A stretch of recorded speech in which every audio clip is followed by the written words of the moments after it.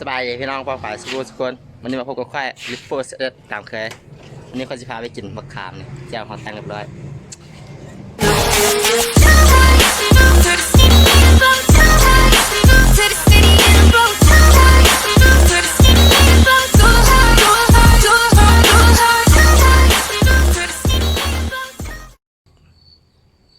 จากนี้เราก็ได้มาฮอดแล้วนะมาเบิ่งบรรยากาศเบิ่งซูเฟอร์เขานี่สิ่งที่เราจะพามากินในวันนี้คือมะขามไปเลยการกินมะขามที่อลังการที่สุดนี่อึ๊บขึ้นมาฮอดนะเดี๋ยวไปเดินกันซอกกัน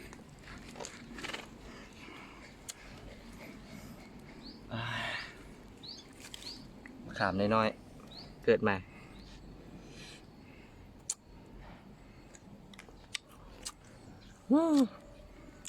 เอาก็สุดยอดเลยไปดู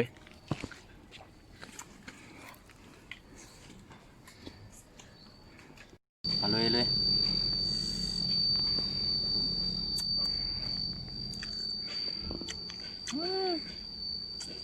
ขามน้อย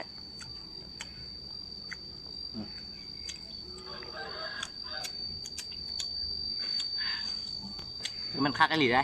บอกกันเลยใช่ไง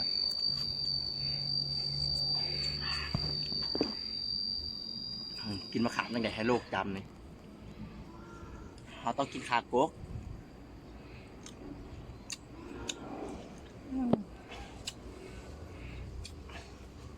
เดี๋ยวนะ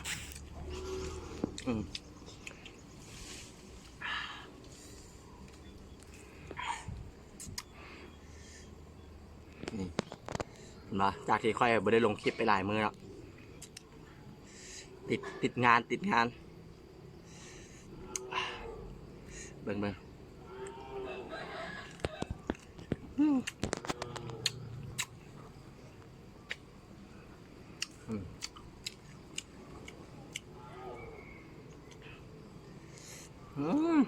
เยิ้ม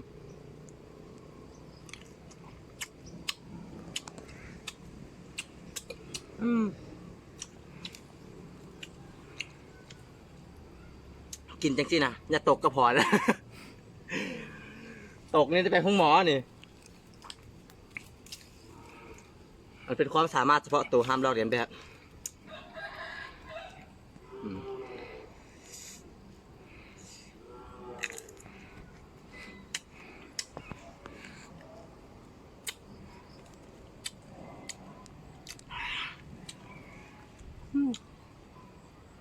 ว่าสุดยอด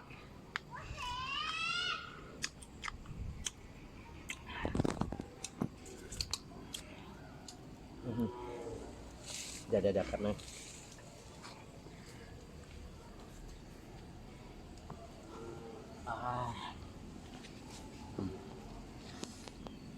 ลุยรถ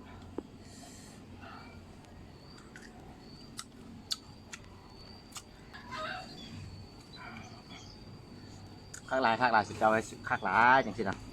ในบรรยากาศพร้อมแซ่บอีกกินแบบสินะ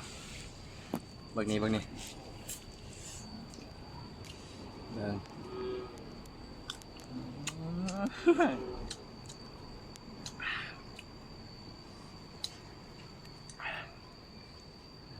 ูรถ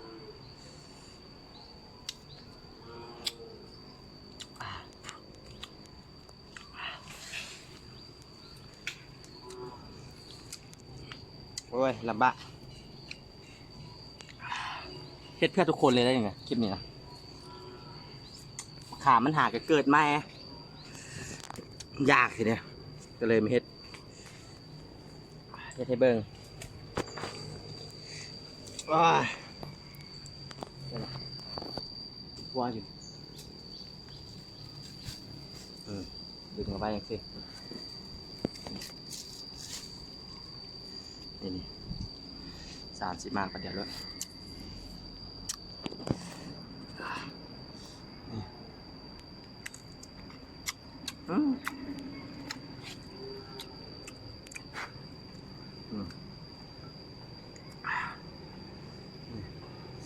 ไงเนี่ยอ๋อ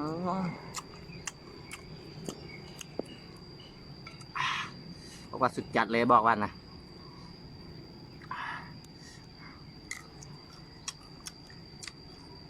เจ้าก็แต่งเอง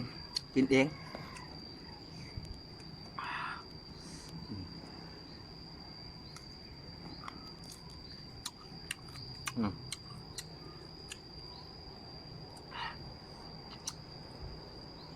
คุยยิ้มเยิ้มเยิ้ม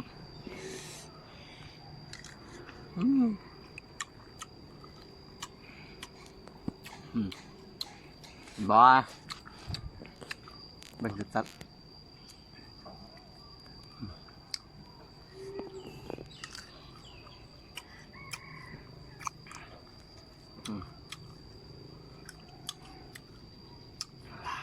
คักลายคักลาย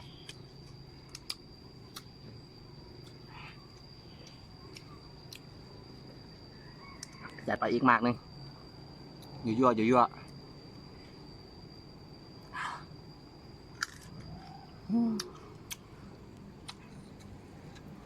ขามอ้อย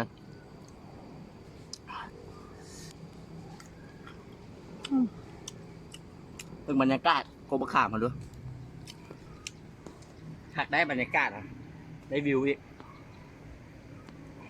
ได้วิวป่านะ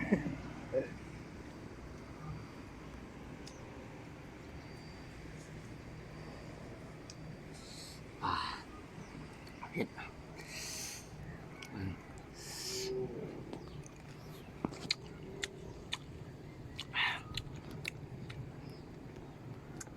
ยอดเลยทุกคนเอ้ยมะขามอ่อนกับเจียวเห็นว่านี่สุดยอดต่อไปนี้เราก็สิให้มือกล้องเขาเนาะเป็นคนกินจากที่เขากินแล้วล่ะไปเบิ้งรถนี่มือกล้องเขาที่แซ่บสันใดเพิ่นก็ยากคนว่าเด้ไปเบิ้งมือกล้องเขาเบิ้งมือกล้องเขากุมลงกุมมะขามอยู่วันนี้เพิ่นว่าคลิปนี้เฮ็ดเพื่อทุกคนเพิ่นว่านะมีอย่างเฮ็ดได้เบิดเอาง่าหักได้ยินบ่ทุกคนเมื่อกี้นี่นะเอากินลงไปใส่ลงไปไกลเอานำลงไปลำบากง่าเขียนเลยทุกคนเบิ่งนี่เบิ่งมือกล้องเขาบัดนี้โอ้จุกรู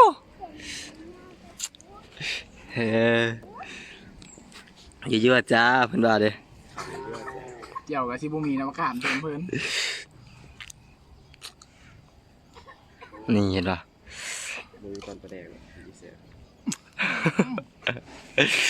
ยอด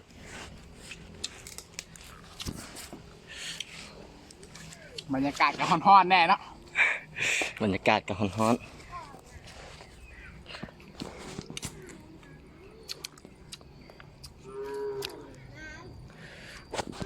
ขามน้อยเกิดใหม่เนาะ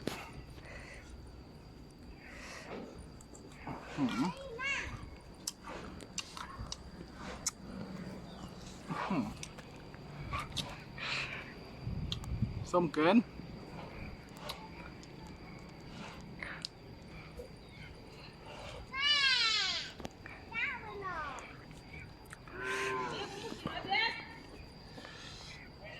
นี่นะขามน้อยเขาใส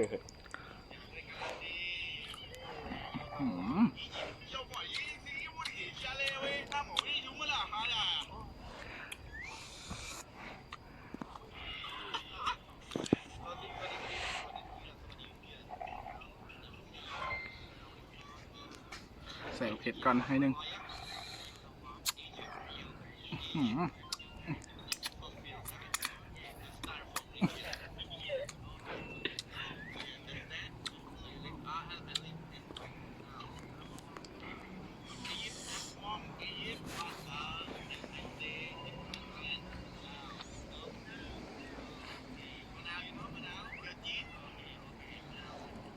นี่นะ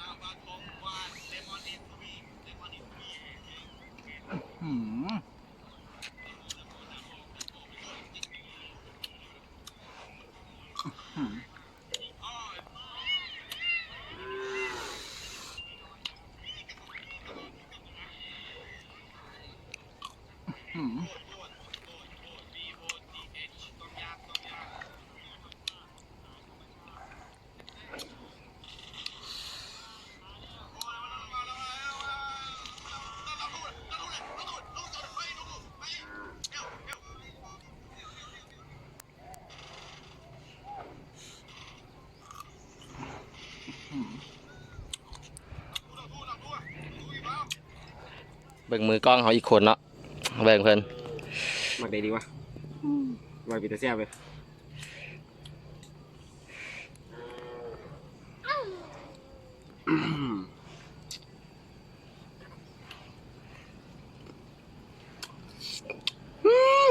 ส้มเกือบแซ่บอีกคำนู้นอีกคำนู้นเด้อมาโอ้แซ่บจะมาคำใหญ่เนาะบัดนี้เนาะคำใหญ่เนาะ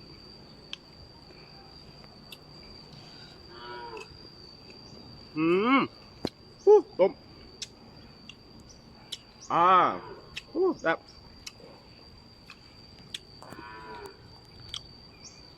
เอ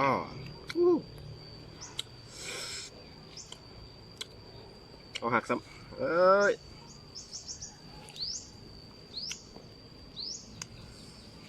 เด้อ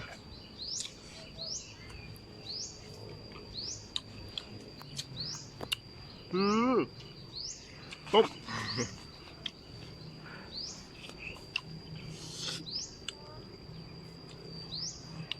เบิ่งดูเบิ่งให้เบิ่งถ้วยเจ้าดีๆเด้อเป็นแซ่บสำได้นี่นะ แซ่บได้เป็นแซ่บได้ไหม เบิ่งนี่แซ่บเนี่ย คุยขึ้นไหมเบิ่งเด้อคือคุยขึ้นไหมเพิ่นเบิ่งเด้อโอ้เห็นว่าเนี่ยทุกคนเอ้ยเอาอีกคำยั่วๆอีกคำยั่วๆเพิ่นว่า ย่อได้ เอาแบบเต็มปากคำนี่ เจ้ารถเลย เอาไหมเจ้ารูดเมื่อกี้นี่เบิ่ง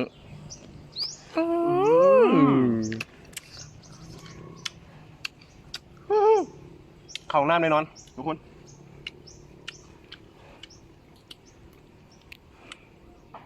ก็ลงมาแล้วพร้อมเหรอมาเบิ่งรถที่ค่อยซื้อมาใหม่เมื่อวานนี้1,000ราคาจะมาเท่าไหร่ เบิ่งนี่1,000มาเบิ่ง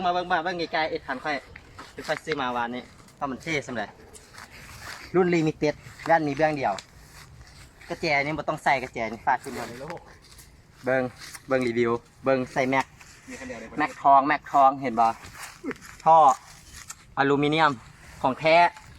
ราคานี้บ่ให้เว้าได้รุ่นนี้ฟังเสียงเ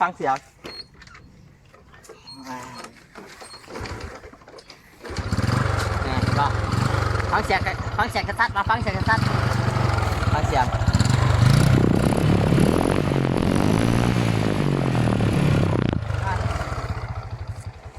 ใครที่มาคลิปนี้ก็ฝากกดไลค์กดแชร์เนาะกด Subscribe กดติดตามให้พวกเขาเพื่อเป็นกำลังใจให้ค่อยได้สำหรับวันนี้เมนูกินมะขามของเขาก็ได้จบลงไปแล้วสำหรับวันนี้ไปก่อนบ๊ายบาย